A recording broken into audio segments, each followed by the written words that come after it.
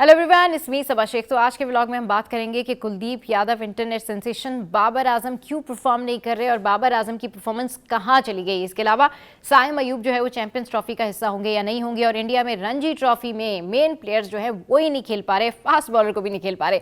तो ये सारा सिनेरियो आज हम डिस्कस करेंगे। लेकिन सबसे पहले जो बात है वो ये है कुलदीप यादव के बारे में। कुलदीप यादव का जो किस्सा है, उससे पहले ऋतुराज का एक किस्सा था जिसमें आरसीबी के फैंस ने उनको जो है वो रोस्ट किया था, ट्रोलिंग की थी। और वही कुछ इस तरह से था कि ऋतुराज जो है वो किसी तकरीब में गए थे और फिर उस तकरीब में जाने के बाद वहाँ पर लाइट चली गई थी। तो उन्होंने कहा ये तकरीब जो है, ये जो लाइट है, ये कहीं आरसीबी ने तो कट नहीं करवा दी। तो उसके बाद चले, ये तो एक सिलसिला चला। उसके बाद कुलदीप यादव को किसी ने कहा कि हमें एक गोल कीपर की ज़रूरत है, आप गोल कीपर हैं। इस तरह का कोई सिनेरियो था वहाँ पर, जिस पर कुलदीप यादव ने उनको कहा कि आपकी टीम को गोल कीपर नहीं, आपकी टीम को ट्रॉफ़ी की ज़रूरत है। अब ट्रॉफ़ी की ज़रूरत तो वाकई है आरसीबी को, क्योंकि 17 साल हो गए, 17 सीजन्स हो गए, ट्रॉफ़ी नहीं आ रही है आरसीबी के पास। अब ये 18वां सीज़न है। 18 का ये जो अदद है ना, या ये जिसको कहना चाहिए हिंसा है, ये बड़ा कोई हाईलाइटेड है आजकल, क्योंकि 18 जो है वो विराट कोहली का भी है और विराट कोहली इस टीम का हिस्सा है। अब कहने वाले लोग ये कहते हैं कि भाई 18वां सीज़न जो है इसमें तो ट्रॉफ़ी आ जाए। लेकिन एक बात मैं आपको बता दूं कि कुलदीप यादव के ऊपर इतना प्रेशर था, इतना प्रेशर में वो चले गए कि उनको लिखना पड़ गया भाई, ट्वीट पे ट्वीट करनी पड़ गई। तो ये इंटरनेट सेंसेशन बने हुए थे। और अगर अभी भी आप देखें ना कि क्या हो रहा है इंटरनेट पे, तो आरसीबी के फैंस उनके पीछे पड़ गए, क्योंकि जो प्यार, जो अनकंडीशनल लव आरसीबी के फैंस अपनी इस फ्रेंचाइज से करते हैं ना पूछे। मैंने आपको पहले ही बताया था कि भाई सीएसके वीएसके जो है वो एक तरफ, लेकिन आरसीबी के जो फैंस हैं उन्होंने अपनी फ्रेंचाइज को, अपनी इस लीग को जो है ना वो यहाँ पर रखा हुआ है। अच्छा, प्रॉब्लम यह है कि कुलदीप यादव जो हैं वो दिल्ली कैपिटल से हैं और ट्रॉफी तो उनके पास भी नहीं है। फिर इस तरह से दूसरों के ऊपर बातें करना, और वो भी आरसीबी के प्लेयर के बारे में बातें करना, या आरसीबी के प्लेयर्स या फैंस से जो है किसी किस्म का भी कोई झगड़ा मोल लेना, ये तो बड़ा ख़तरनाक साबित हो सकता है।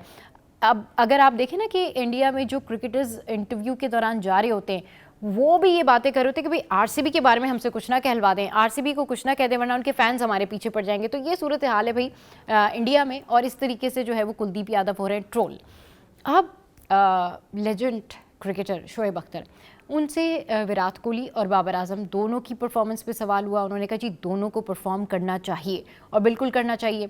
और जो भी बात हो या जिस किस्म की भी जो तनकीद हो ना, वो ग्राउंड के अंदर, खेल के अंदर वहाँ मुकाबला होना चाहिए, उसके बाहर मुकाबलेबाजी नहीं होनी चाहिए।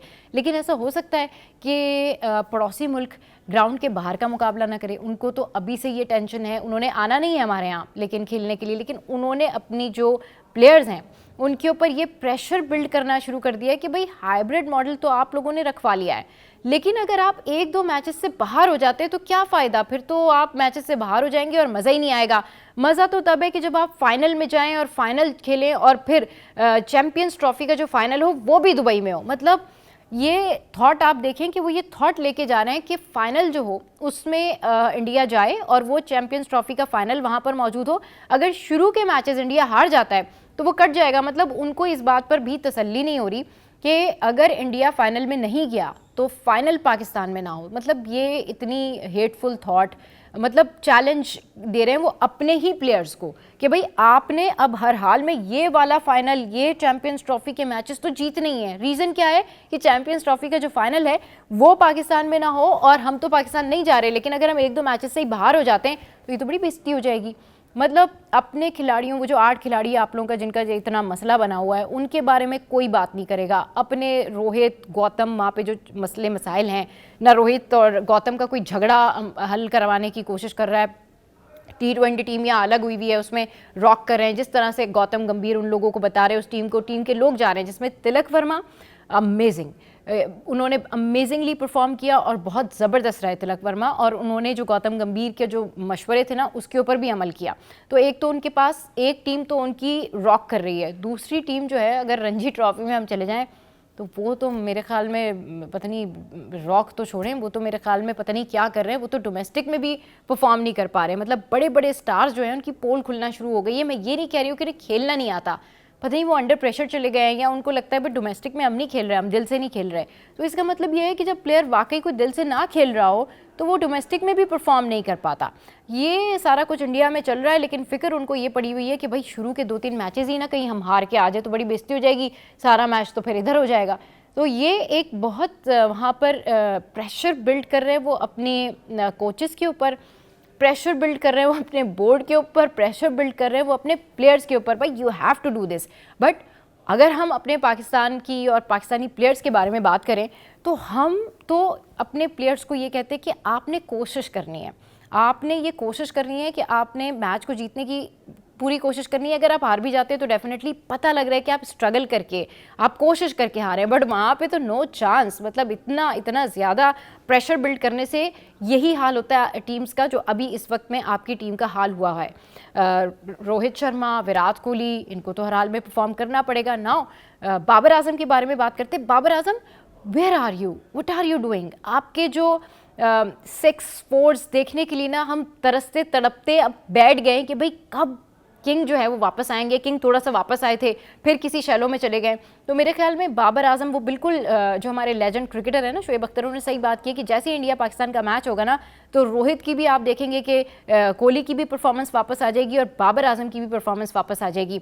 अभी रिसेंटली जो टेस्ट मैच में हुआ उसमें शान मसूद ने यही बात की है कि हम एक अच्छी पार्टनरशिप की वजह से ये सारा सिनेरियो बना और टेस्ट मैच में ये सूरत हाल हुई। चले जी, लेट इट बी। बट हम चाहते बाबर आजम कि आप कम बैक करें। हम चाहते हैं कि साइम अयूब के हवाले से अगर मैं बात करूं तो डेफिनेटली उनकी जो मेडिकल कंडीशंस हैं उन ग्राउंड्स के ऊपर उनको टीम में रखा जाएगा या नहीं रखा जाएगा, क्योंकि इन दी एंड पीसीबी जो है वो इस तरह नहीं है जैसे कि बीसीसीआई है। जैसे बीसीसीआई ने बुमराह को ज़ाया कर दिया, उन्हें खिला खिला के अब पता नहीं बुमराह के फ्यूचर का क्या होगा, आने वाले सालों में वो किस तरह से मेंटेन करेंगे। बट हमारा जो पीसीबी है, हमारी जो स्ट्रैटेजी, हमारी जो पॉलिसी है, वो हमारे स्टार्स की सेहत, उनके करियर के लिए सबसे पहले सोचा जाता है और बाद में फिर ये सोचा जाता है कि भाई क्योंकि अगर साइम अयूब वाकई इतने बेहतर नहीं हैं और वाकई उनकी इंजरी नहीं ठीक हुई तो डेफिनेटली उनके ऊपर बोझ नहीं डाला जाएगा, क्योंकि वो पाकिस्तान के स्टार हैं और आगे आने वाले मैचेस जो हैं उसमें उनकी शमूलियत बड़ी ज़रूरी है।